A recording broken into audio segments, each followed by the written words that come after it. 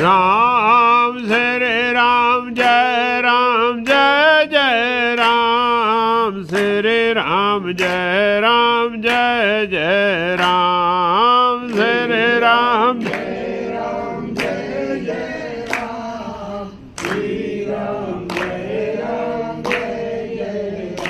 बोलो गणेश भगवान की जय, श्री रामचंद्र भगवान की जय, सीता मैया की जय, सियावर रामचंद्र जी की जय, उमापति महादेव की जय, वृंदावन कृष्ण बलदाऊ जी की जय, श्री दत्तात्रेय भगवान की जय, पवन सुत हनुमान की जय, श्री गोस्वामी तुलसीदास जी महाराज की जय। बोलो सब संतन की जय जय सीताराम। हर हर महादेव। गजाननम भूत गणाधिसेवितम् कपित जम्बो फल चारु भक्षणम् उमाच्युतम शोक विनाशकारकम् नमामि विघ्नेशु स्वरपाद पंकजम् स्वरपाद पंकजम्। नीलाम्बुजश्यामलकोमलांगं सीता समारोपित भागम् पाणौ महासायक चार चापं नमामि रामं रघुवंशनाथं नमामि रामं रघुवंशनाथं नमामि रामं रघुवंशनाथं। सरस्वती महाभागे देवी कमललोचने विद्यारूपे विशालाक्षी विद्यां देहि नमोस्तुते विद्यां देहि नमोस्तुते विद्यां देहि नमोस्तुते। श्री गणेशाय नमः। तो कल हम सब भक्तों ने श्री रामचरितमानस की पावन कथा को श्रवण किया। हमारा प्रसंग श्री अयोध्या कांड भरत चरित्र। कल हम सब ने सुना कि किस प्रकार से यहाँ भरत जी ने सभा में खड़े होकर वो भगवान राम को निरुत्तर कर दिया कि प्रभु आपकी आज्ञा के बिगर भरत एक पद भी इधर से उधर चलने वाला नहीं है। जो कल बात हुई कि प्रभु जहां आप रख दोगे वहां मैं रहूंगा और जहां ले चलोगे वहां मैं चलूंगा। बस प्रभु श्री राम को समझ में आ गया कि अब भरत मानने वाले नहीं हैं और यहाँ प्रभु श्री राम ने भरत जी को बोला, भाई भाई वही है जो संकट में काम आए, विपत्ति में काम आए, और ये अयोध्या पे विपत्ति आई है। इसके लिए अब आप एक काम करो, जो अवधि भर है, जो 14 साल हमारा वनवास है, तो मेरे को अपने धर्म का पालन करने दो और आप अपने धर्म का पालन करो। यहाँ भगवान राम ये बोले कि आप अपने धर्म का पालन करते हुए मेरे धर्म को का पालन भी आप करा दो, क्योंकि आपके हाथ में है ये। क्योंकि आप चाहोगे तो मैं अपने धर्म का भी पालन कर लूँगा और आप यदि बस स्वीकार कर लो। और यहाँ भरत जी ने बोला, प्रभु आज्ञा ही आपकी सेवा है। और उस सेवा में भरत जी ने भगवान राम से अवलंब मांगा कि प्रभु 14 साल किसके सहारे रहूँगा, आपकी कोई ऐसी प्रिय चीज मिल जाए। और भरत प्रारंभ से लेके अंत तक एक बात बोल रहे थे, भाई चरण पादुका ही क्यों दी, क्योंकि भरत बोल रहे थे कि हम जब से तब से भगवान के चरणों में प्रेम है। तो अब चरणों में प्रेम है तो चरणों के साथ जो चरण पादुका है वो ही दी जा सकती, क्योंकि जिससे चरणों की याद बनी रहे। हम और आप भी यदि किसी की चरण पादुका देख लें तो तुरंत याद आ जाएगा ये चरण पादुका किसकी। हाँ, दूसरे का बूट अपने हाथ पैर में नहीं आता, बूट बोल देता है ये दूसरे का है, क्योंकि बूट के पास आए, लेकिन बूट बोलता है ये बात।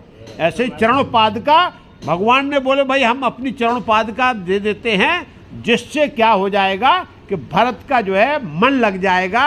और यही साकार ब्रह्म और निराकार ब्रह्म में यही अंतर है। साकार से अपने आराध्य की तुरंत जो है अनुभूत प्रारंभ हो जाती है।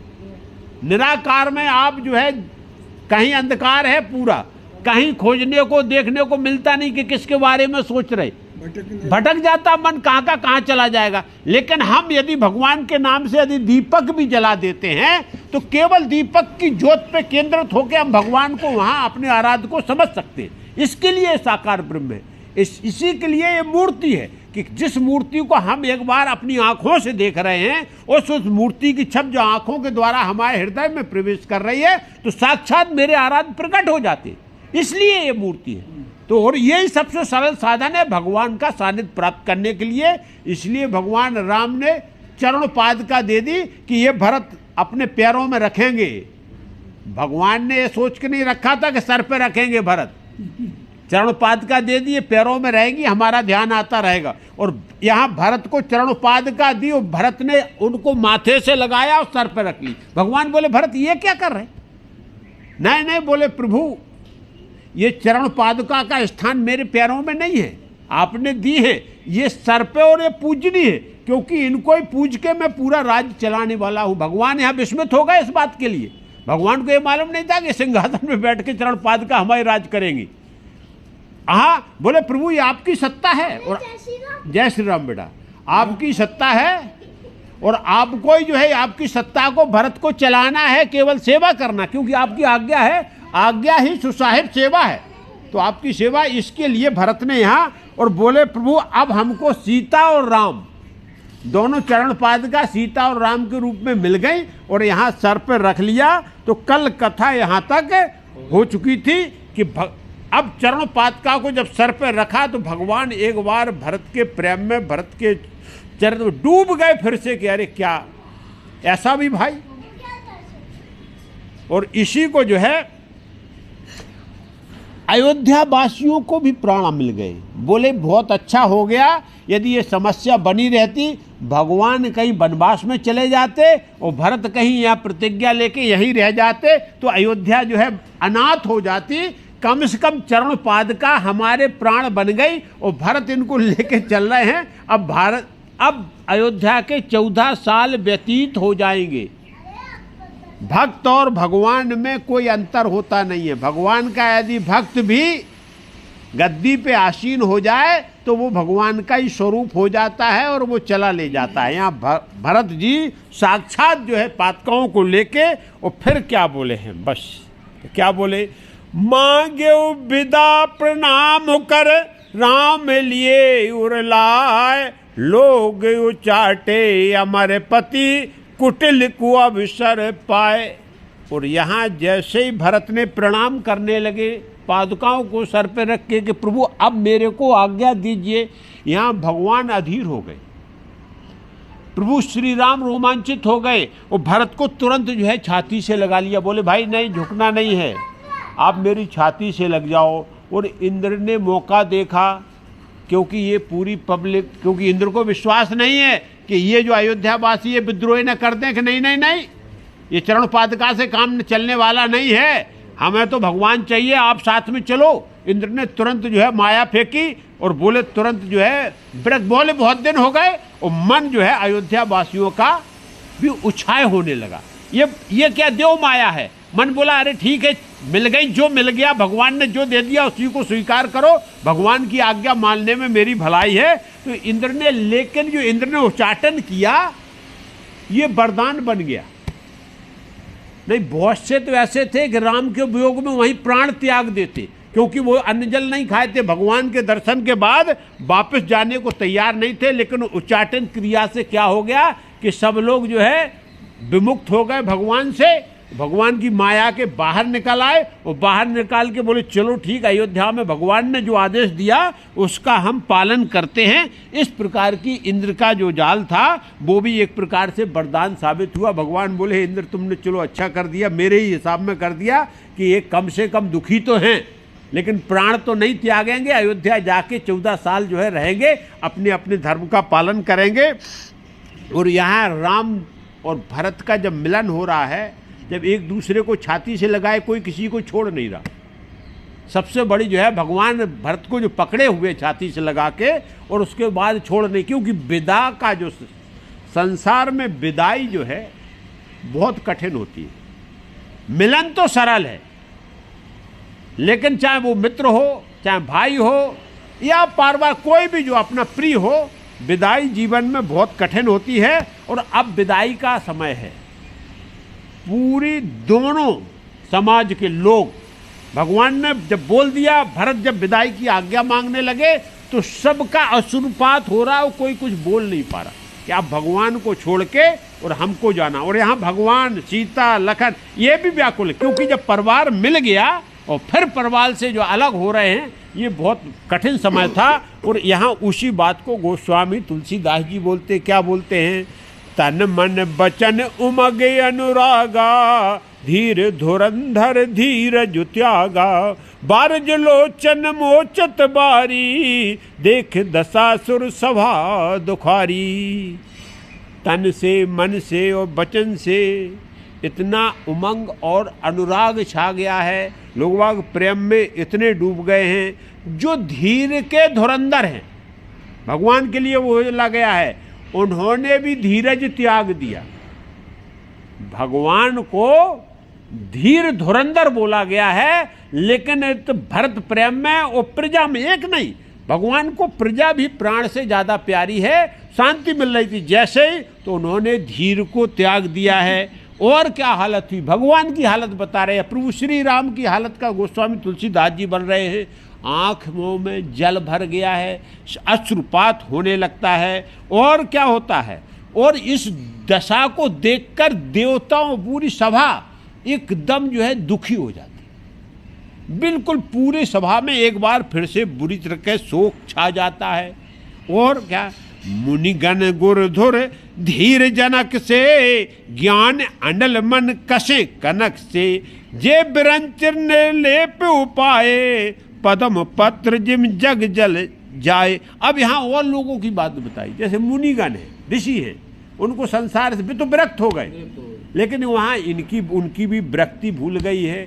गुरु वशिष्ठ जी जो जन्म जन्मांतर से इतने साल से सूर्य वंश की जो है क्या है, कुल परंपरा के साथ कुलगुरु हैं, लेकिन आज गुरु वशिष्ठ का भी विवेक क्षीण हो गया। और ये भगवान की इस प्रेम को देख के, इस दशा को भगवान को देख के गुरुजी पे भी नहीं रहा गया, और गुरुजी के भी अश्रुपात होने लगा। और जनक जी को तो विदेह बोला गया, वो संसार की माया कोई काम नहीं करती, लेकिन प्रेम जो है विवेक को अंधा कर देता है। और जनक जी ने भी धीर त्याग दिया है। इस प्रकार की जनक जी की स्थिति हो गई है। और ये क्या है, और ये ऐसे लोग नहीं हैं, इनने ज्ञान और वैराग्य के द्वारा, जैसे सोने को तपाया जाता है ना तो चमक आती है, इसने ज्ञान और वैराग्य के द्वारा, त्याग के द्वारा अपने शरीर का तेज पूरा का पूरा क्या कर रहा है, इकट्ठा करके रखा है। तेज पुंज उनके अंदर से निकलता है। ऐसे लोग हैं, लेकिन उसके बाद में क्या जीवन कैसे जीते हैं, संसार में कैसे जीते हैं। जैसे कमल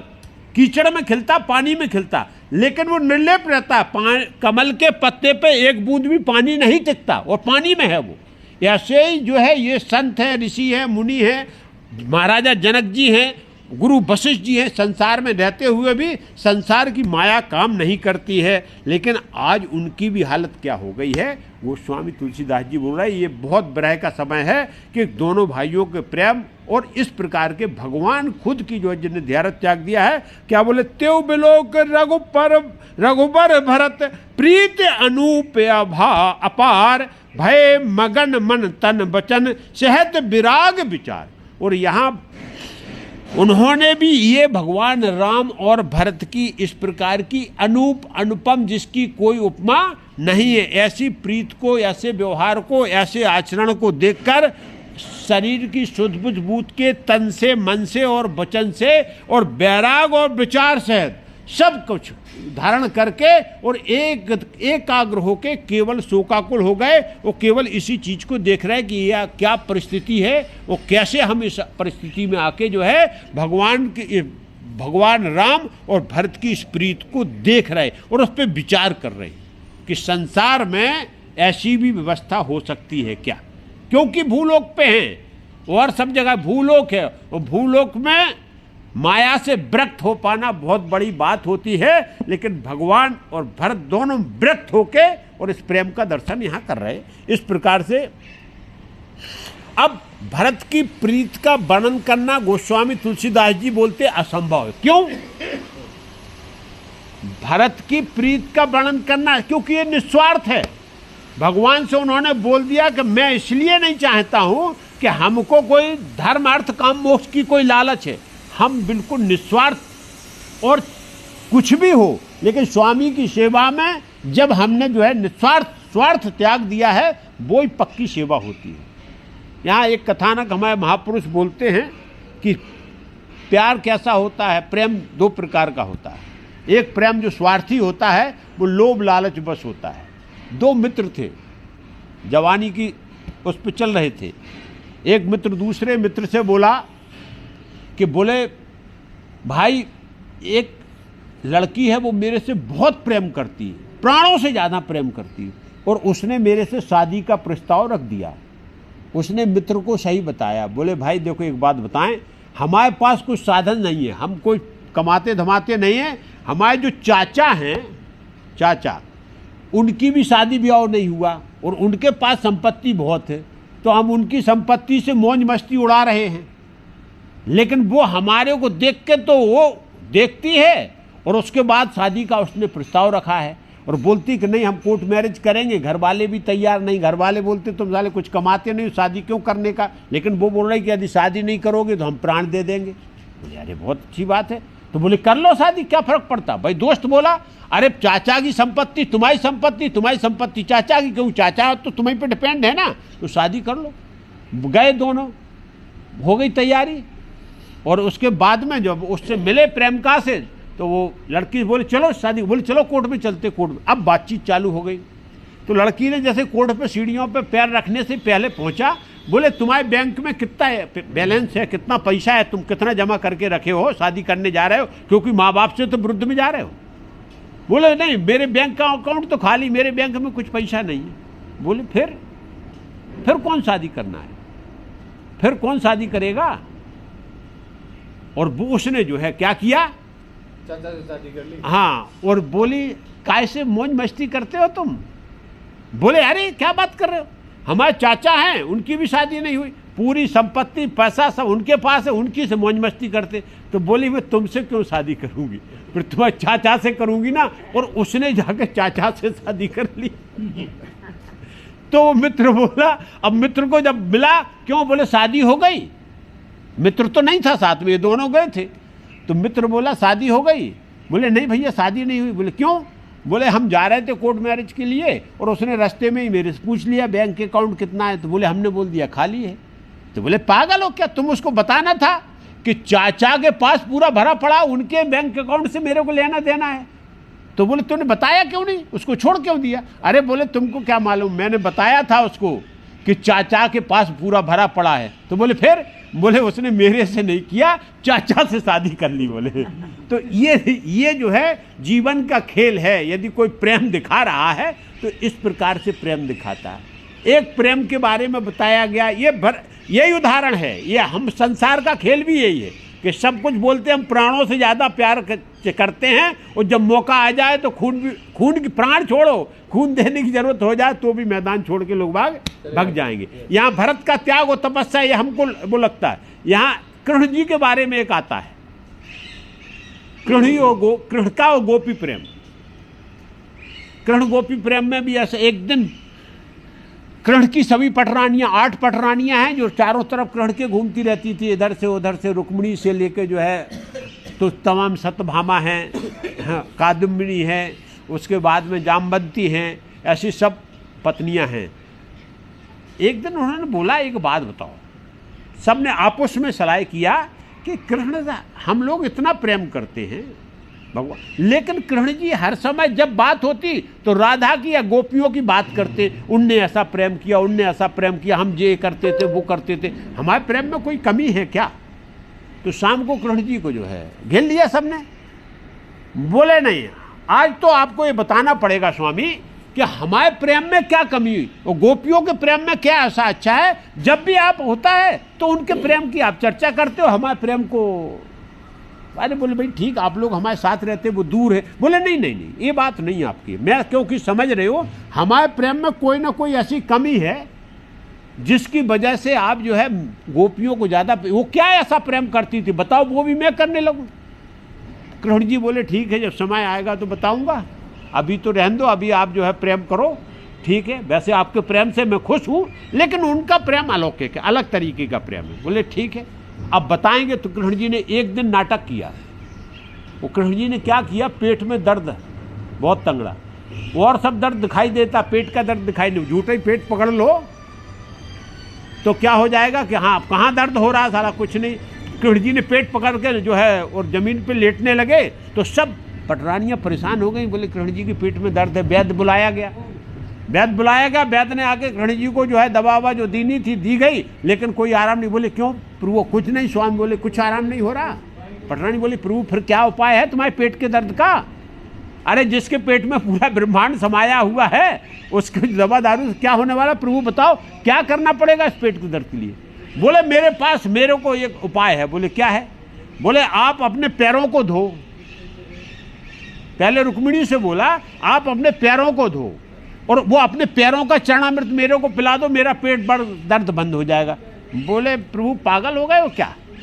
आप हम अपना चरण में तो आपको पिला देंगे, मेरे को नरक में जाना पड़ेगा। मैं जीवन में नहीं पिला सकती हूँ, आपका पेट में दर्द होता रहे, लेकिन मैं नरक में नहीं जाना हूँ, क्योंकि ये तो स्त्री का धर्म नहीं। मैं आपका चरणामृत तो ले सकता हूँ, लेकिन हम अपने पैरों का चरणामृत नहीं। नहीं बोले ये नहीं हो सकता।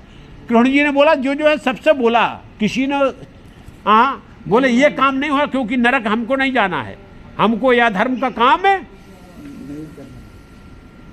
प्रेम में धर्म और अधर्म, क्योंकि दोनों खत्म हो जाते, ध्यान ही नहीं रहता क्या धर्म है क्या अधर्म है, केवल विवेक शून्य हो जाता है। अब कृष्ण जी बोले तो फिर क्या किया जाएगा? बोले एक काम करो,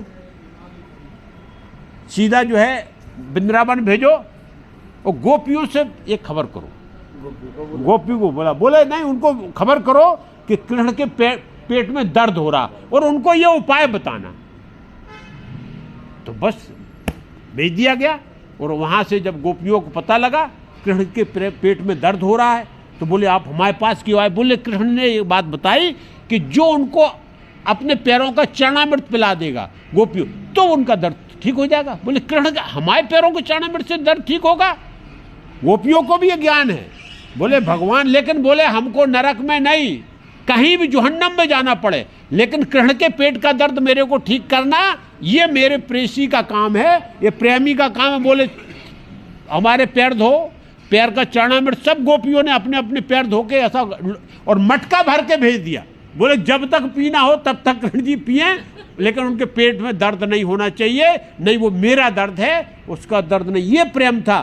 अब वहाँ जब पटरानियों ने देखा, बोले अरे उन्होंने अरे बोले तो प्रेम यही होता, प्रेम में धर्म कर्म काम नहीं करता। प्रेम तो ये चाहता कि प्रेमी के लिए सर्वस्व जो है प्रेमी का होता है। तो यहाँ भरत जो है कोई कष्ट हो कुछ भी हो, सर्वस्व भगवान राम को निछावर कर चुके हैं कि प्रभु आपके लिए जीवन है, आप जैसा चाहो जो मेरे को करना पड़े उसके हिसाब से मैं जो है क्या आपकी आज्ञा के अनुसार। यहाँ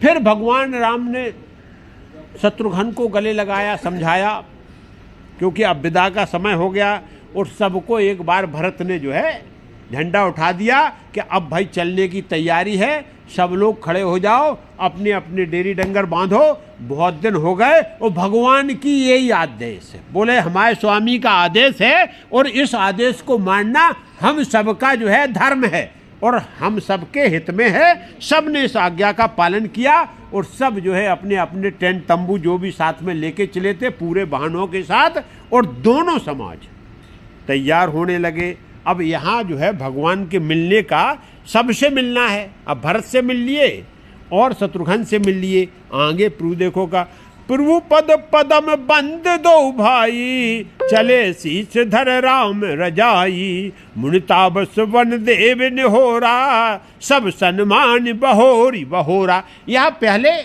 भरत जी का और शत्रुघ्न जी की विदाई बताई गई कि उनने क्या किया। पहले तो भगवान प्रभु श्री राम के चरणों को बंधन किया, चरणों को बंधन करके, और भगवान की यहाँ फिर बोला गया रजाई, मतलब राज आदेश है ये जो है भगवान का, क्योंकि भगवान ही अयोध्या के राजा हैं और भरत जो राज चलाएंगे वो केवल एक कार्यवाहक के रूप में।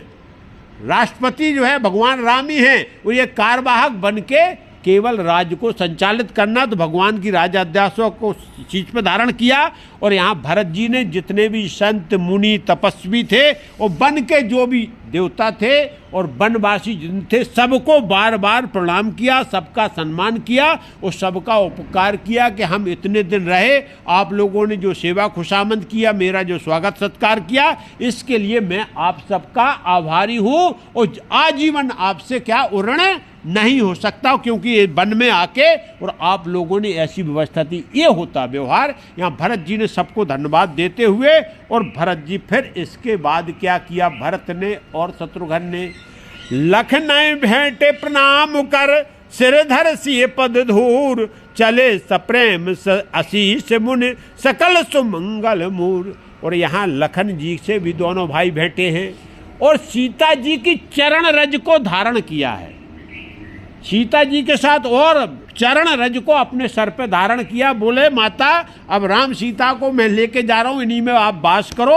अब सीता जी की लीला आगे चालू होगी। अभी तक 2 कांड में जो है भगवान राम की लीला चल रही थी, अब जो है सीता चरित्र प्रकट होने वाला है। अब देवी यहाँ सीता जी को चरण रज धर के सर पर और बड़े प्रेम से आनंद से, और ये जो है भगवान सीता जी की चरण रज ही सभी मंगलों की जो है क्या है खान है, क्योंकि जगत जननी है। वो जो है जगत जननी की यदि जिस पे कृपा हो गई, बस उसके यहाँ फिर मंगल के अलावा दूसरी कोई चीज, इसीलिए बोला गया सकल सुमंगल मूल। ये जो चरण रज है, ये सीता जी की, ये सकल मंगलों की जो है जड़ है, खान है। इस प्रकार से उन लोगों ने धारण किया। अब प्रभु श्री राम सबसे पहले जनक जी के पास आए, राम और लखन जी। जनक जी को प्रणाम किया, उनसे भी बहुत बहुत निवेदन किया और बोले महाराज आपको मेरी वजह से इतना कष्ट हुआ, इतनी तकलीफ हुई, इतना परेशानी हुई यहाँ वन में आके। आप राजमहल में रहने वाले, लेकिन क्या हो गया कि मैं भी अपने कर्तव्य से बंधा था और इस राजतंत्र की ध्वजा प्रताप का फहराए रखना है, इसके लिए समस्या खड़ी हुई। इसके लिए क्षमा याचना मांगता हूँ। आपने बहुत दुख पाया है, लेकिन मैं आपके आशीर्वाद का आकांक्षी हूँ। मेरे को आशीर्वाद दो जिससे हम अपना कर्तव्य पालन अच्छी तरीके से वन में रह के कर सकें। यहाँ मुनि ने, गुरु ने सबको प्रणाम किया। भरत जी ने सब ने जो है क्या किया है, भगवान राम और लखन को आशीर्वाद दिया। आशीर्वाद दिया कि आप आनंद से रहो और अपने धर्म का आप पालन करो। ये जो है जन्म जन्मांतर जुग जुगांतर आपकी ऐसी जो है ध्वजा पताका कीर्ति यश जो है क्या है फैली रहे। इस बात को जो है यहाँ सब फिर क्या किया है, सबको सास को प्रणाम किया, वामदेव जी को प्रणाम किया, जितने और जो संत मुनि थे, और फिर सबसे जाके भगवान राम ने अयोध्या वासियों को जनकपुर वासियों से सीधे मिले। वो ये देख रहे, वही भगवान की लीला के सबसे साक्षात मिले। सब देख रहे कि भगवान मेरे से मिल रहे हैं, भगवान मेरे से मिल रहे, और सबका संताप भगवान ने दूर किया कि आप निश्चिंत रहिए, हम आपके साथ हैं, आपको चिंता करने की जरूरत नहीं है। और भगवान का जब ऐसा एक बार आशीर्वाद मिल जाए कि आप निश्चिंत रहो, हम आपके साथ हैं, तो फिर इस संसार में चिंता करने की जरूरत है। और यहाँ जनकपुर वासी भी निश्चिंत हो गए और अयोध्या वासी भी एक बार क्या हो गए, निश्चिंत हो गए, क्योंकि भगवान का ऐसा आशीर्वाद प्राप्त करके और भगवान का ऐसा आश्वासन प्राप्त करके अब अपनी अपनी तैयारी के लिए भगवान को प्रणाम करके और फिर जो है उन्होंने अपनी अपनी रथों के, वाहनों के, जिसके पास जो साधन था, और अयोध्या की तरफ मोड़ दिया। इधर किया भरत मातु पद बंद प्रभु सुच स्नेह मिल भेंट, विदा कीन सज पाल की सकुच सोच सब मेट। और भगवान राम और लखन जी किसके पास गए? भरत की माता कैकेयी सबसे ज्यादा दुखी हैं। भगवान राम जो है कैकेयी के पास लिए गए, चरण बंदन किया, अपने सर को कैकेयी माता के चरणों में रख दिया, बोले माता संकोच दूर करो। ये जो है भगवान की, ये विधाता की लीला है, इसमें आपका कोई दोष नहीं है। आप मेरी तब माता थी, अभी भी माता हो, जन्म जन्मांतर तक मेरी माता बनी रहोगी। मैं जो है आपको जो है भरत में कुछ भी, लेकिन मेरे लिए आप माता हो। और बहुत ही यहाँ जब भगवान का ऐसा प्रेम देखा है तो कैकेयी माता के हृदय में शांति हुई। शांति होके उनको भी जो है संकोच खत्म किया भगवान ने। और फिर जो है बढ़िया सुंदर सी पालकी बुलाई गई और कैकेयी माता को सबसे पहले सवार किया भगवान ने खुद स्वयं जाके। उसके बाद अब सीता जी आई, सीता जी ने प्रणाम किया। सब लोग अब एक दूसरे से मिल रहे, जो रह जा रहे उन सबसे मिलते हुए और सबको विदा करने के लिए रवाना कर रहे अलग अलग, क्योंकि अब बचे गुरु जी और गुरु की त्रिया भी आई हुई ना, क्योंकि गुरु माता भी है, तो बाद में गुरु माता को गुरु तिये पद बंद प्रभु सीता लखन समेत, फिर हर्ष विस्मय सहित आए परम निकेत। और भगवान ने अंतिम में क्या किया, गुरु को प्रणाम किया और गुरु पत्नी को प्रणाम किया। और यहाँ सीता जी ने भी और लखन जी ने गुरु पत्नी को प्रणाम किया, रथ पे आरूढ़ कराया और गुरु जी से भी क्षमा याचना की कि गुरु जी हम भी और आप भी सब अपने अपने स्वधर्म से बंधे हुए हो, जो मेरे से गुस्ताखी हुई हो उसको माफ़ करना। आपका आशीर्वाद मेरे ऊपर और मेरी अयोध्या के ऊपर और मेरे भाई के ऊपर सदा बना रहे। इस प्रकार गुरु जी बोले, राम आपने मेरे को अभिभूत कर दिया, मेरे पास कोई शब्द नहीं। आप लोगों की प्रीत, प्रेम और व्यवहार और आचरण देख के मैं अति आनंदित हूँ। आज तक रघुवंश में मैं इसीलिए था कि प्रभु श्री राम के हमको दर्शन करने थे, इसके लिए मैं आनंदित हूँ। और यहाँ गुरु जी ने भी आशीर्वाद दिया, गुरु माता ने भी आशीर्वाद दिया और फिर भगवान लखन और सीता मैया के साथ अपनी कुटी में आ गए। अब क्या होता है, निषाद जी अभी पीछा नहीं छोड़े, सब निकल गए। निषाद जी आए थे ना भरत जी के साथ, वो भगवान के पीछे पीछे कुटिया तक पहुंच गए। और निषाद की भी एक छोटी सी अपने निषादों की सेना, बोले प्रभु मेरे को क्या, अरे बोले भाई ये सब सेना को जैसे लेके आए थे उसी रास्ते से लेके जाना है। तो भगवान ने निषाद को भी गले से लगाया, अलग से ससम्मान विदा किया।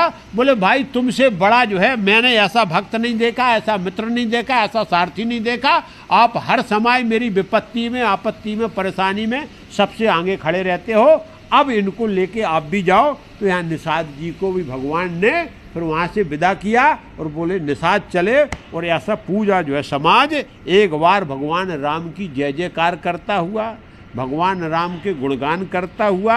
और इस चरित्र को बस उनके एक रील चल रही है कि हमने चित्रकूट में क्या क्या देखा, क्या क्या सुना, क्या क्या घटित हुआ। ये हम और आपके साथ भी होता है, जो घटना घट जाए वो चलती रहती है, उसी घटना का चिंतन करते हुए और बस धीरे धीरे जो है इधर चल दिए। इधर भगवान राम ने बरगद के पेड़ के नीचे बैठ के राम लखन जी को, सीता जी को साथ में बिठाया और एक सभा का आयोजन किया। जितने भी चित्रकूट के सब संत महात्मा ऋषि देव सब थे, इकट्ठे हो गए, वनवासी सब इकट्ठे हो गए। और यहाँ भरत चरित्र का गुणगान किया भगवान ने कि बोले देखो भाई संसार ऐसे चलता है।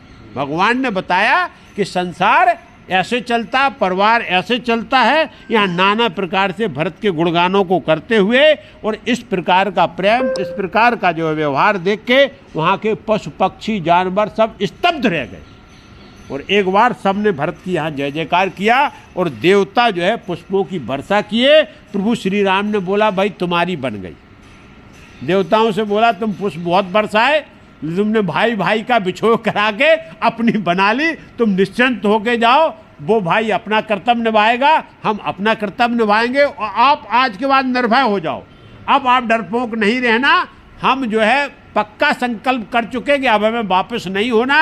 और जितने भी राक्षस हैं, जितने भी अधर्मी हैं, जितने भी विधर्मी हैं, अब राम तभी वापस जाएगा जब तक इनका सबका नाश कर देगा। तो इस प्रकार से देवताओं को भी भगवान ने आश्वासन दिया। यहाँ देवता जो भरत की भी जय जयकार कर रहे हैं और प्रभु श्री राम की भी जय जयकार कर रहे हैं। बोले दोनों ने मेरी राज रख ली, नहीं भगवान का जो अवतार लेना ही व्यर्थ हो जाता और भगवान केवल अयोध्या में ही रह जाते। इस प्रकार से हुआ।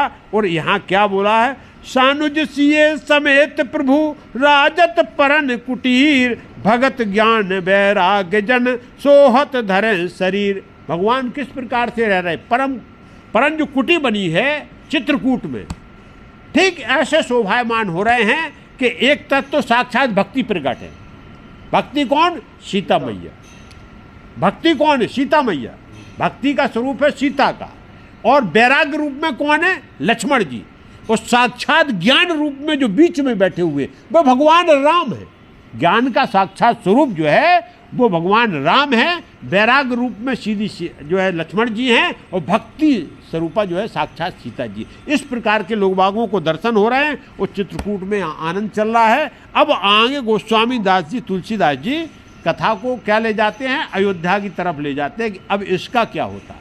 ये सब जो है भगवान राम का और इनका चिंतन करते हुए जाते हैं। तो पहले यमुना जी मिलती, उल्टा होगा, यमुना जी मिली, यमुना जी के पास फिर गंगा जी मिली। गंगा जी को जब पार किया तो निषाद राज ने पूरे समाज, उस दिन किसी ने खाना नहीं खाया, शोक में दुख में यमुना जी को ऐसे ही पार करके जब गंगा जी पार किया तब निषाद राज ने बोला भाई अब सब लोग रुक जाओ, अब आपकी व्यवस्था हमारे क्षेत्र में आ गए हैं। सबका खाना पानी का इंतजाम किया। निषाद राज ने भरपूर सेवा की सबकी और उसके बाद उनको विदा किया। तो आगे तुलसीदास जी गंगा जी के बाद क्या बोलते हैं, साईं उतर गोमती नहाए, चौथे दिवस अवधपुर आए, जनक रहे पूर्वासर चारी, राजकाज सब साज सवारी। और बोले क्या हुआ, उसके बाद जो है गोमती नदी पड़ती है, गोमती को पार करके और यहाँ से फिर क्या है सरसई सई नदी, फिर गोमती नदी, उसको पार करके अयोध्या जी में अवधपुर में आ गए। 4 दिन लगे रास्ते में जाने में, 4 दिन लगे और 5 दिन वहाँ रुके, 5 दिन। तो ऐसे 9-10 दिन का एक सप्ताह का पूरा जो है ये अयोध्या वाले और जनकपुर वाले। लेकिन महाराजा जनक अयोध्या में 4 दिन और रुके पूरे समाज के साथ। और उन्होंने क्या किया, जो अयोध्या की व्यवस्था बिगड़ गई थी उस व्यवस्था को चौकस किया, सभाएं ली, सबको समझाया कि अब शोक करने का समय, भगवान राम अपने कर्तव्य दायित्व को निर्वहन करने चले गए हैं। भरत को जो आज्ञा मिली हुई है उस आज्ञा को सेवा समझ के इनको जो है ये राजगद्दी अयोध्या की चलाना है और आप लोग सब हो वो इनके साथ खड़े रहोगे। प्रजा को समझाया और यहाँ जो है 4 दिन जब व्यवस्था किए, सबसे भरत को बोल दिया और शत्रुघ्न को समझा दिया और उसके बाद सबने सत्कार के साथ यहाँ जनक जी को विदा किया अयोध्या से कि महाराज अब जाओ, अब जो विपत्ति अब परेशानी है वो क्या होता है, जिसके घर में होता है उसी को भाई नाते रिश्तेदार कब तक संभालेंगे, उसी को झेलना पड़ता है जिसके ऊपर पड़ती है। तो यहाँ भरत और जो है शत्रुघ्न जी बोले महाराज ठीक है, बहुत अच्छा किया, आपका धन्यवाद, आपने आके जो है मेरे कष्ट में परेशानी में साथ में दिया, लेकिन कृपा दृष्टि बनाए रखना। यहाँ भरत को और शत्रुघ्न को आशीर्वाद दिया जनक जी ने, माता सुनैना ने। उसके बाद वो जनकपुर के लिए रवाना हो गए। इस प्रकार से गुरु ने सभा लेके पूरी प्रजा को, पूरे सभासदों को, पूरे मंत्रियों को एक बार फिर से शिक्षा दिया, ज्ञान दिया कि भगवान का एक ही आदेश है कि सब अपने अपने स्वधर्म का पालन करेंगे। जिसको जो काम मिला हुआ है वो अयोध्या में पूरी ईमानदारी निष्ठा के साथ करना, बस यही तुम्हारा सबका उत्तरदायित्व है। और बस आज के बाद भगवान राम ही हमारे राजा हैं। गुरुजी बोले भगवान राम ही हमारे राजा हैं, और ये भरत और शत्रुघ्न केवल उनके आदेश का पालन करने के लिए 14 साल तक अयोध्या का राज्य संचालित करेंगे। इस प्रकार से जब गुरु का, तो जनता ने यहाँ क्या किया। अब देखो गोस्वामी तुलसीदास जी वही बोलते, राम दरस लग लोग सब करत नेम उपवास, तज तज भूषण भोग सुख जियत अबद की आस। यहाँ पहले तो प्रभु श्री राम के दर्श हो गए, इसके लिए थोड़ी चाहत बढ़ गई। भक्त का एक सबसे बड़ा स्वरूप होता है कि भगवान के दर्शन हो जाए तो मन में शांति हो जाती, इसलिए कुछ अयोध्या वासियों को शांति हुई कि भगवान के दर्शन मेरे को प्राप्त हो गए। दूसरी बात क्या हो गई, फिर उनने क्या कर दिया, व्रत उपवास और संयम नियम से भगवान राम जिस प्रकार से अयोध्या छोड़ के वनवास में जा रहे हैं, और वो क्या है, उदासीन व्रत का पालन कर रहे हैं। ऋषि परंपरा के हिसाब से सन्यासी के रूप में वो जो क्या कर रहे हैं, जीवन जी रहे। तो यहाँ व्रत उपवास करना, और अयोध्या वासियों ने जो क्या कर दिया, प्रारंभ कर दिया। और तज भूषण भोग सुख, सब गहने भूषण मतलब नाना प्रकार के गहने, नाना प्रकार का भोग, नाना प्रकार का सुख, जिसके बगैर जीवन यापन किया जा सकता है। नहीं, जिसके बगैर जीवन क्या होता है, संसार में दो प्रकार का भोग है। एक तो भोग ऐसा है कि उसके बगैर जो है आपका जीवन यापन संभव, और एक भोग ऐसा है कि उसके बगैर जीवन यापन संभव। खाना खाना जरूरी है, क्योंकि खाना खाए बगैर हमारा जीवन संभव। पानी पीना जरूरी है, ये से बगैर जीवन हमारा, कपड़े पहनना जरूरी है, लेकिन सोने की चेन डालना जरूरी, उसके बगैर जीवन चल सकता है। खाना खा लें चलेगा, लेकिन कहे नहीं हमको व्यंजन 56 प्रकार के होना ये जरूरी। तो इस प्रकार ये भी जीवन, अब जो ये भी जीवन जो है, ये सन्यासी का जीवन है कि आवश्यकता के अनुसार जो हमारी आवश्यकता है उसके हिसाब से हम पूर्ति करते रहें और हम जीवन आनंद से जिएं। संयम नियम वो व्रत इसी को बोलते हैं। तो इस प्रकार के नाना प्रकार के भोग विलासता को अयोध्या वासियों ने छोड़ दिया, सब नाना प्रकार के व्रत उपवास करने लगे। वो केवल एक आस में जिंदा हैं कि अवधि के बाद भगवान राम वापिस, और हम और आपका भी ये जीवन का खेल है कि यदि भगवान के बोले इतने साल बाद भगवान के दर्शन हो गए तो भगवान का भक्त उतने साल तक भगवान की शरणागति करता रहता और नाचता रहता कि भगवान आज मिलेंगे। ये अयोध्या वासियों को है कि 14 साल बाद भगवान आएंगे, इसलिए अभी प्राण त्यागने की जरूरत नहीं है। और उसी आस में जो है आनंद के साथ अयोध्यावासी अपने स्वधर्म का पालन करते हैं, व्रत उपवास करते हुए, और उनकी जीवन यात्रा प्रारंभ हो गई। अब यहाँ भरत जी ने सभी मंत्रियों को बुलाया, सभी सेवकों को बुलाया और सबको अपने अपने काम पे लगा दिया कड़क रूप से। बोले पहला काम करो, ये अयोध्या की जो व्यवस्था चौपट हो गई है वो सब खत्म हो गया, सब लोग अपने अपने काम पर लग जाओ। और शत्रुघ्न को बोला, बोले भाई देखो ऐसा है, तुम्हारा काम है राजमहल को देखना, इन माताओं की सबकी व्यवस्था करना, क्योंकि अभी अंदर जो उनके चल रहा वो अभी उनने प्रकट नहीं किया, पहले सबको लगा दे रहे। और बोले ये राजमहल तंत्र का तुम्हारी जवाबदारी है शत्रुघ्न, यहाँ आप रहोगे, ये पूरे राजमहल को आप अच्छी तरीके से दोगे। और ये जो है क्या कर दिया, उन्होंने शत्रुघ्न को छुप दिया और ब्राह्मणों को बुलाया। ब्राह्मण मतलब ज्ञानी लोग। बोले एक बात ध्यान रखना, जब तक भरत 14 साल तक है तब तक आप किसी बात को कहने में संकोच मत करना। आप ज्ञानी हो, विज्ञानी हो, ब्राह्मण हो, ऐसा संकोच मत करना कि भरत राजा हैं और भरत से हम नहीं कह सकते। कुछ भी आपको यदि है तो आप निसंकोच होके, ऊंच नीच का इसका ध्यान नहीं रखना। हमको आके आपको बोलना है कि ये जो है इसमें ऐसा होना चाहिए, ये ऐसा हो गया, यही बात है केवल। राजा को यदि प्रजा को राजा के सामने डर हो गया तो वो बता ही नहीं पाएगा, ना वो दुख तकलीफ बता पाएगा और ना राजा को उसका पता लगेगा कि इसको तकलीफ है, दुख है, मेरी योजनाओं का क्या हो रहा है। और यदि उस योजना का लाभ हो रहा है या नहीं हो रहा, लाभ लेने वाला आदमी यदि बताए कि अरे प्रभु आप तो सब कुछ भेज रहे, मेरे पास कुछ नहीं आ रहा, सोलाना में जो है कितना एक आना आ रहा, सोलाना नहीं पहुंच रहा, अब ये जनता बता देती तो कांग्रेस उस समय जाग गई होती, लेकिन नहीं जाग पाई। तो ये हाँ, भरत जी ने बोल दिया चिंता मत करना, आप लोग ज्ञानी हो तो आपको यदि कुछ लगता है तुरंत निसंकोच होके। यहाँ भरत जी ने जो है पूरी प्रजा को व्यवस्थित किया और यहाँ फिर भरत जो है शत्रुघ्न को साथ लिए और गुरु जी के पास गए। जय श्री राम। गुरु जी के पास गए, गुरु जी के पास जाकर और गुरु जी को प्रणाम किया और अब जो है भरत ने अपनी अंदर की इच्छा को प्रकट किया। बोले गुरु जी यदि आपकी आज्ञा हो तो मैं संयम नियम के साथ ये 14 साल व्रत उपवास के साथ हम अपना जीवन यापन करना चाहते हैं। गुरु जी बोले हम तो जानते हैं संयम नियम धर्म व्रत उपवास।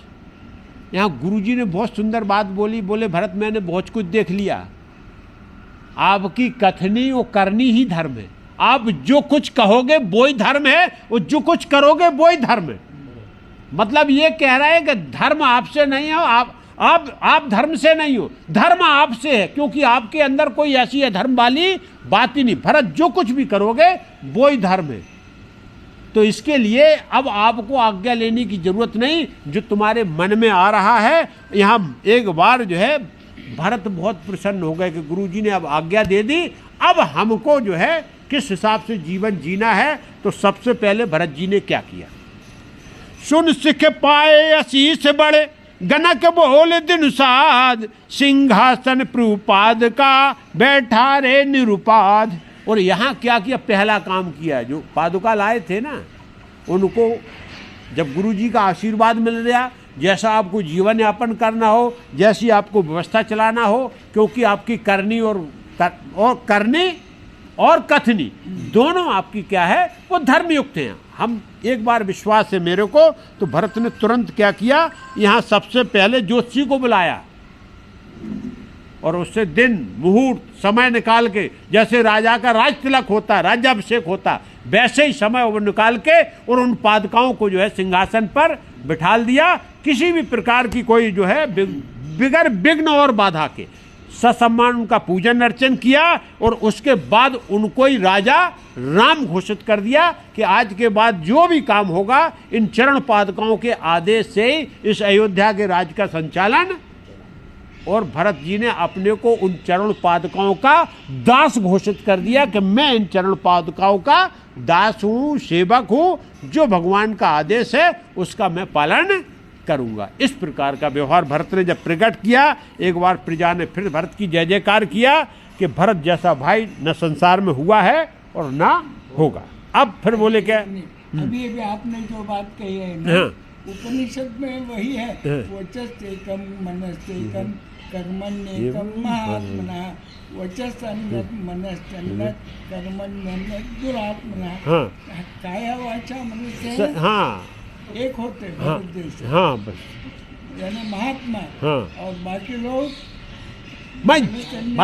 मन कर्म और वचन से यदि आप जो व्यवहार कर रहे वो धर्मयुक्त है तो आप महात्मा हो, और वो अधर्मयुक्त है तो आप दुरात्मा हो। वो भाई उपनिषद में भी क्या उसी बात को बोला गया। तो भरत को यहाँ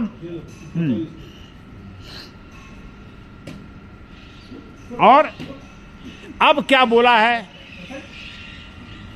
आगे, राम मात गुरु पद सिरनाई, प्रभु पद पीठ रजाय सुपाई, नंदी गाम कर परन कुटीरा, कीन निवास धर्म धुर धीरा। और यहाँ गुरु जी से अनुमति मिल गई। उसके बड़ा जो है उसके बाद राम की माता कौशल्या, और किसी वो जो है कैकेयी को माता आता नहीं माना भरत ने। लास्ट तक राम ने बोला भी लेकिन नहीं, बोले नहीं वो तो हम देख ही नहीं चाहते। तो यहाँ कौशल्या माता के चरणों में पड़े, बोले माता एक बहुत ही जो है हम इस समय विनम्र निवेदन करना चाह रहा हूँ। मैं दुखी हूँ कि मैं जो जीवन जीऊँगा ना वो सन्यासी की तरह जीवन जीना चाहता हूँ, क्योंकि मेरे स्वामी सन्यासी हैं और सेवक यदि जो है महाराजा बन के जिएगा तो फिर वो सेवक और जो है स्वामी में कोई मेल नहीं खाएगा, क्योंकि यदि सेवक के स्वामी सन्यासी है तो स्वामी का सेवक जो होगा वो भी सन्यासी होगा। ऐसा नहीं हो सकता एक राजा है, अब सेवक राजा हो स्वामी सन्यासी। बोले माता ये मेल नहीं खाता, और मेरी आत्मा गवाह नहीं कर रही है। मैं 4 दिन हो गए दुखी हूँ, मेरे को रात में नींद नहीं आ रही, मैं जमीन पर, लेकिन फिर भी मेरे को चैन नहीं पड़ रहा, क्योंकि हर बार भगवान के स्वरूप को मेरे को याद आ रहा। तो मैं यदि थोड़ी तसल्ली मिल जाएगी। यहाँ कौशल्या माता ने भरत के सर पे हाथ रखा, बेटा आपने सब जन्म सफल कर दिए, आपको जो करना जैसा करना आप परम स्वतंत्र हो, क्योंकि आपके व्यवहार से हम संतुष्ट हैं। आप जैसे जीना चाहो, लेकिन आपको 14 साल जीना है, बस केवल एक मेरी इच्छा है। यहाँ कौशल्या माता बोले कि जब तक तब तक 14 साल आप आनंद से जियो, जैसे जीना हो वैसा जियो। भरत तुरंत आनंद से खड़े हो गए और वहीं जटाजूट बनाया और सन्यासी के उन्होंने मृग चर्म वगैरह धारण किया, सन्यासी का स्वरूप किया। और यहाँ शत्रुघ्न को जो अयोध्या की बागडोर संभाला, वो सीधे नंदीग्राम आ गए, वहाँ कुटीर तैयार किया। उसके बाद जब भरत को शाम हुई तो बोले एक तो गड़बड़ है, क्या है? अब वहाँ निवास करने के लिए शाम को जब भरत सोने के लिए जाए तो उनके विचार एक और आ गए, ये नहीं होता। बोला स्वामी कभी भगवान अपना क्या सिंहासन पे बैठता ना, तो हम भगवान के बराबर नहीं बैठ सकते हैं। अब वो हमारे भगवान, भगवान कहाँ हैं? बोले जमीन में सोते हैं, हम भी जमीन में सोएंगे तो दोनों बराबर से हो गए, यहाँ भगवान सो रहा है, यहाँ हम सोएंगे। तो भरत बोले नहीं, एक हमारा धर्म नहीं है। धर्म क्या है? वो भरत ने यहाँ बताया, जटाजूट सिर मुनि पटधारी, महिखन कुश साथरी समारी। महिखन कुश जमीन को खोद के और उसमें चटाई बिछाई नीचे 4 फुट नीचे जाके। बोले अब थोड़ा मेरे को नींद आ जाएगी, क्योंकि हमारा स्वामी हमसे ऊपर तो सो रहा है, हम जमीन के नीचे सोएंगे। इस प्रकार से जटाजूट के साथ, उस संयम नियम के साथ अब भरत ने एक जो है सन्यासी का चरित्र प्रारंभ कर दिया। आप, हम और आप क्या हो, इतिहास से हम सबको जान, 4 भाई हैं। भगवान राम को वनवास हुआ, ठीक, और उनने क्या है सन्यासी व्रत का धारण किया। लखन जी उनके सेवक हो गए तो वो उनके साथ चले गए। भरत जी ने व्रत ले लिया, वो भी सन्यासी हो गए। शत्रुघ्न बिगर व्रत लिए सन्यासी है। चारों का शादी हो गई थी, चारों के पत्नियां थी, और जब तक भगवान राम 14 साल से वापस अयोध्या नहीं आ गए, जब तक भगवान का राज तिलक नहीं हो गया, जब तक राजा अभिषेक नहीं हुआ, किसी को कोई संतान नहीं हुई। एक बात नहीं, सबसे बड़ा काम तो उन्होंने किसी ने किसी भी भोग को जो है स्वीकार नहीं किया। जिस प्रकार से चारों भाइयों ने जीवन यापन किया, ऐसे ही चारों जो बधुओं ने भी उसी सन्यासी व्रत का धारण करके जीवन यापन किया है। ऐसा नहीं है सब कुछ भोग होते हुए भी उनको नहीं भोगा, ये है। क्योंकि यदि हमारा भाई जो है इस अवस्था में है और हम भोग रहे तो क्या जीवन है? शत्रुघ्न तो महल में रहते थे, लेकिन नहीं, उनका भी वही व्रत, वही उपवास, वही नियम है। तो यहाँ भरत जी ने ये चरित्र को जब दिखाया तो गोस्वामी तुलसीदास जी उसी को बोल रहे हैं। क्या बोला? असन बसन बासन व्रत नेमा, करत कठिन ऋषि धर्म सप्रेमा। ऋषि धर्म का पालन कर रहे। असन सबसे पहली बोला है अन्न। असन होता अन्न, बसन होता वस्त्र, बासन होते बर्तन, और व्रत और नियम, ये इतनी चीजों को ही जो है सन्यासी को।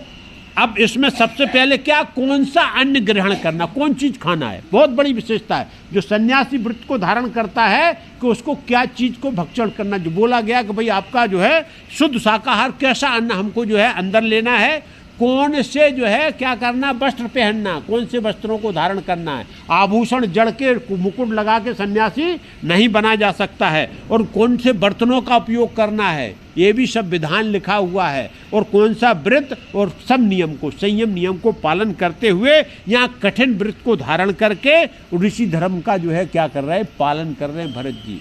भरत जी का नियम है कि सवेरे जो है संयम नियम पूरा करने के बाद चरण पादुकाओं को अयोध्या में प्रणाम करना, दिन भर राजतंत्र शासन को चलाना, शाम को फिर से नंदीग्राम में आके और फिर से वही व्रत नियम में लग जाना। इस प्रकार का भरत ने जो है नियम पालन किया है। और ऐसे व्रत को, धर्म को देख के अब यहाँ क्या हुआ, मुनि बसन भोग सुख भूरी, मन तन बचन तजे तिन तूरी, अवध राज सुर राज सिहाई, दशरथ धन सुन धनज लजाई।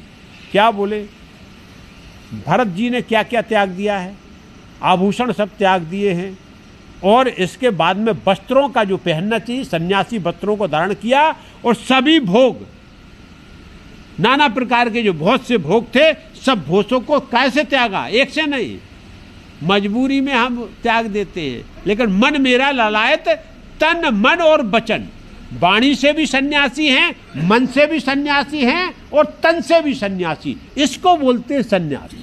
मजबूरी में भोग, आज खाना नहीं मिला तो क्या बोलते हैं, हम आज व्रत हो गया। हाँ, मजबूरी वाला काम नहीं, आनंद से के साथ आप सन्यास व्रत को धारण करो, इसको सन्यास बोलते हैं। तो यहाँ भरत जो है कैसे सन्यासी है। अब अयोध्या है, हाँ, नंदीग्राम भी आई क्या? हाँ, नंदीग्राम बाजू में है, थोड़ी दूर है, अभी भी है।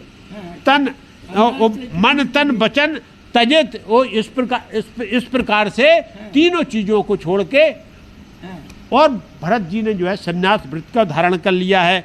लेकिन ऐसे नहीं किया, अवध राज सुर राज सिहाई, और ऐसा नहीं था, अवध का जो राज था, महाराज दशरथ की जो संपदा थी, वो देवता भी ली, देवता भी उसके कम पड़ते थे, देवताओं के पास भी इतनी सुख और संपदा नहीं थी जो महाराज दशरथ जी के पास थी। और उनके धन को, उनकी संपत्ति को देख के कुबेर भी लज्जा खाते थे। और उस संपत्ति को इतना सब होते हुए भी, दो भाई तो सन्यास, लेकिन दो भाई यहाँ हैं, उनने भी जो है उस संपत्ति का कोई भोग नहीं किया। इसको बोलते त्याग, इसको बोलते हैं तपस्या। उस संपत्ति कैसे त्याग दिया, उस संपत्ति को, वो आप सुने। तेहि पूर्व बसत भरत बिनुरागा, चंचरी की जिम चंपक बागा, रमा बिलास राम अनुरागी, तजत बमन जिम जन बड़ भागी। भरत कैसे रह रहे हैं उस अयोध्या के बीच में, और शत्रुघ्न भी, जैसे जो है भौरा होता है, चंपक भौरा, और कौन से, वो जो है चंपक का जो फूल बगीचा होता है, उसमें भौरा चंपक के फूल पे बैठता नहीं है। क्यों, उसको बिल्कुल इतनी अच्छी सुगंध है, जबकि हम और आप मोहित हो जाते हैं, लेकिन उसको उससे कोई अनुराग नहीं है, बिल्कुल बिगर अनुराग के रहते। ऐसे ही भरत अयोध्या में जैसे भौरा चंपक के फूल में बैठते हुए भी, लेकिन उसकी तरफ देखता नहीं, ऐसे भरत पूरी संपत्ति के तरफ बिल्कुल देख नहीं रहे। दुनिया की संपत्ति भरी ठीक किस प्रकार से यहाँ बोला गया कि रमा बिलास राम अनुरागी। जो प्रभु श्री राम के भक्त हैं, वो लक्ष्मी जी को कैसे त्याग देते, रमा की विलासता को, रमा के भोग को, लक्ष्मी भोग को, नाना प्रकार के भोगों को कैसे त्याग देते हैं। जैसे बमन उल्टी करने के बाद हम उस उल्टी को अपने देखते नहीं हैं, और क्या करते, मुंह टेढ़ा कर लेते हैं। ऐसे भोग दिखाई देते हैं, जो राम के भक्त होते हैं वो भोग की तरफ देखते नहीं। भाई दिखेगा संसार में सब कुछ है, लेकिन जब दिखाई देता है तो वो जैसे बमन को देखेगा, दूसरा भी देखेगा, तो वो क्या करता है, मुंह फेर लेता है। ऐसे ही भगवान के जो भक्त हैं, वो लक्ष्मी जी का भोग को ठीक ऐसे त्याग कर देते हैं, जैसे हम जो है बमन को त्याग कर देते हैं। ये जो है भरत और शत्रुघ्न का चरित्र है। यहाँ इस प्रकार से भरत जो है अयोध्या के पूरे राजतंत्र को चला रहे हैं, सिंहासन को आनंद के साथ चला रहे हैं। भरत रहन समझे जग करतूती, भगत बिरत गुण विमल विभूति, बरनत सकल सुकब सब चाई, शेष गणेश गिरा गमुनाही। और यहाँ भरत की क्या बोला है, ये रहनी, पहला आपका रहन सहन, ये सबके चरित्र में आता है। पहला रहन सहन, दूसरी समझ, तीसरी करतूत, कर्म, रहन सहन कर्म, तीन चीज़ें बहुत महत्वपूर्ण हैं। चौथा भक्ति, चौथा विरक्ति, पांचवें उनके गुण, और विमल विभूति जो भरत जी का ये ऐश्वर्य है। ये सब वर्णत नहीं बनती, वर्णन नहीं कर सकते। अच्छे से अच्छे कवि हैं, वो भी इसको वर्णन करने में सकुचाते हैं कि हम लिखेंगे तो, क्योंकि वो अनुभूति नहीं, ऐसा देखा नहीं, ना सुना है, और वो कैसे लिख सकते, सकुचाते हैं क्यों? शेष हैं, गणेश हैं और जो है सरस्वती है, ये भी जो है इनका वर्णन करने में क्या होती है, सक्षम नहीं है। उनकी भी पहुंच वहां तक नहीं होती है, क्योंकि ऐसा चरित्र न देखा गया है, न सुना गया है, न भूलोक के प्राणियों में ये संभव है। इस प्रकार से यहाँ जो है नहीं, अभी तो बहुत है। तो इस प्रकार यहीं जो है कथा को आज विराम करते हैं। ये भरत चरित्र अनोखा है, अद्भुत है, और ये जीवन में थोड़ा भी यदि आ जाए, थोड़ा भी उतर जाए, केवल त्याग और तपस्या उतर जाए और जीवन में हम उपभोग न करें, केवल जीवन जीने के लिए उपयोग करें जो संसार में भगवान के द्वारा प्रकट किया गया है, तो मेरा भी जीवन क्या हो जाए, धन हो जाए। यहाँ गोस्वामी तुलसीदास जी ने बहुत कुछ भी लिखते लिखते कलम तोड़ दिया है, क्योंकि भरत के चरित्र का वर्णन बहुत ही सुंदर तरीके से किया है, जो हम सब ने लाभ उठाया। और यहाँ गोस्वामी तुलसीदास जी बोलते हैं कि जो भरत का चरित्र जीवन में श्रवण करता है, उसके प्रति, भगवान के प्रति उसका प्रेम हो जाता है, राम के प्रति उसका प्रेम हो जाता है, और इस संसार सागर से सभी कष्टों से उसकी निवृत्ति हो जाती है।